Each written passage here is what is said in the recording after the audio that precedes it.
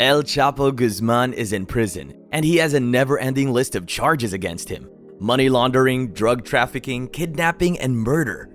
Sounds like he was running his very own empire, but his one mistake changed everything for him. Wanna know what? Then stay tuned. The FBI played a major role in bringing down El Chapo's empire back in 2019. There was this dude, Christian Rodriguez, who claimed to have set up a secure communication system for the cartel and worked for Guzman from 2008 to 2012. He even took the witness stand at Guzman's US trial. According to Rodriguez, Guzman had spyware installed on about 50 special phones that he wanted to track. And get this, Guzman had access to users' calls, texts, and even the ability to turn on the phone's microphone and record at any time without their knowledge. Thanks to Rodriguez, who started helping the FBI while still working for Guzman, they were able to access the cartel's encrypted phone network. They even intercepted more than 200 calls from Guzman himself, as well as hundreds more from his agents, lieutenants, and family members. It's like they had a direct line to the guy. But here's the kicker. The FBI agent who testified in court about all this, Stephen Marston, said that they didn't make that information public until the trial. So basically, they had all this juicy intel on Guzman and his crew, but they kept it to themselves. I mean, come on guys, we could have had some quality gossip. Anyway, Rodriguez ended up becoming a federal informant and moved to the United States under FBI protection.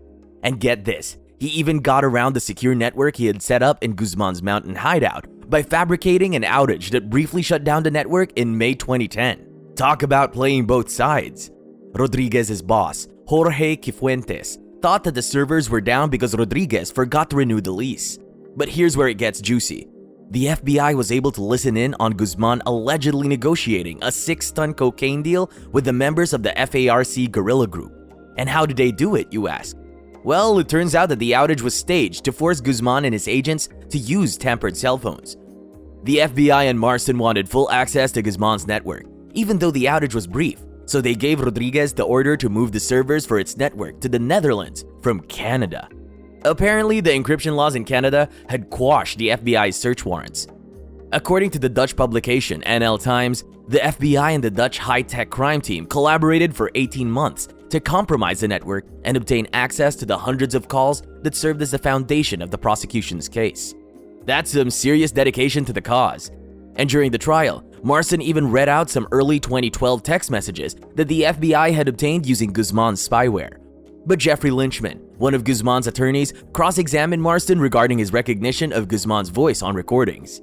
But despite the cross-examination, the texts themselves were pretty wild. Guzman and his wife, Emma Coronel, were debating the risks of the cartel's life.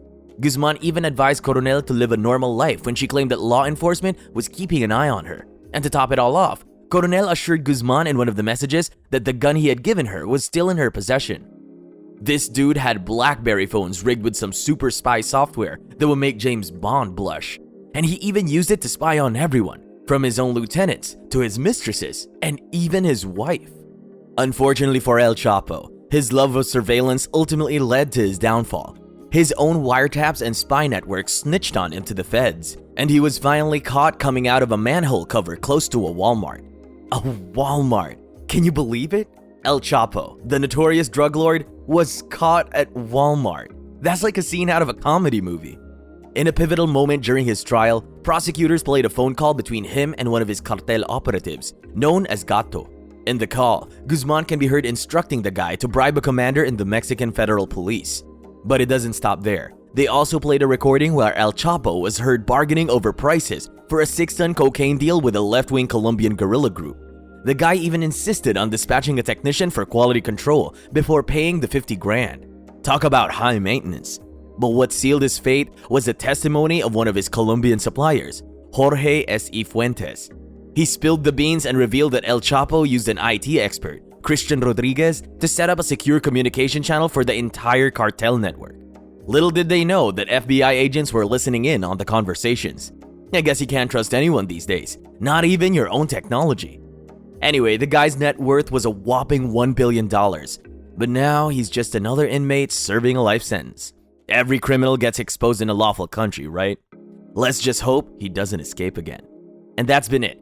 Thank you for taking the time to watch this video. I hope you found it informative and enjoyable. And if you did, consider giving it a like and sharing it with your friends.